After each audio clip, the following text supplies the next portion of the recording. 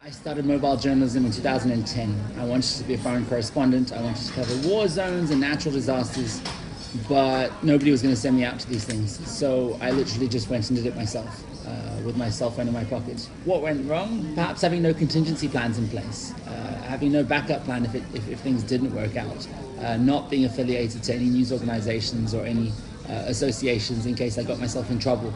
I really only had my parents on the line in case things went wrong. When I covered the Syrian civil war, I was affiliated to not just a news organization, but also to an NGO that was taking us in.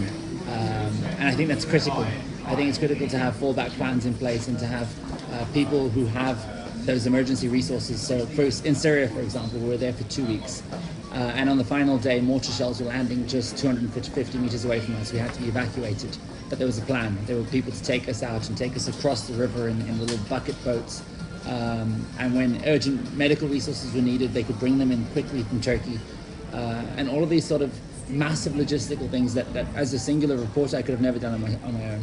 Nowadays with the mobile phone you have access to go live in places that you would have never had before. We can go inside a building that's just been destroyed, and we can really take viewers to the front line of the war. You don't have to be with the satellite truck or the BGAM that's holding you back all the time.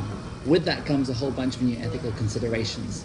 You have access to show your audience some horrific stuff, and we've seen that happen several times over the last few months, whether we look at the Black Lives Matter protests and young black men being gunned down, live broadcasts on Facebook. And I suppose the call is, do we censor this? Do we expose people to the horrors that actually exist? For me, I tend to shoot the ground. I tend to film looking at the floor until I can establish with my own eyes what's happening in front of me, especially if I'm on a live crossing. And then I describe to the viewer, and if necessary, I'll show them. But I definitely include trigger warnings. I let people know what they're about to see. I think most importantly, any app that allows you to shoot and automatically upload to the cloud keeps your footage safe. And that's becoming more and more important. I've been in a number of situations in my life where police or the army have tried to delete my footage. And the ability to have cloud-based video solutions is critical, because you can effectively delete it in front of them and say, look, it's gone, please leave me alone.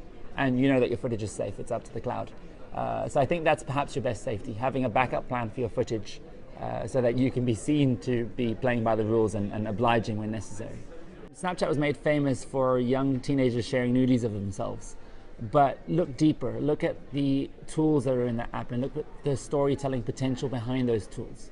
One of those tools is face mapping, the ability to put a doggy tongue on your face, or one of these sort of very frivolous and childish applications.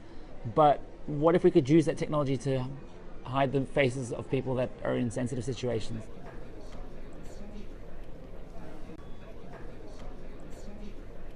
It's beautiful because it gives those people the sense of being empowered. They can choose what filter they would wear and how they'd be represented.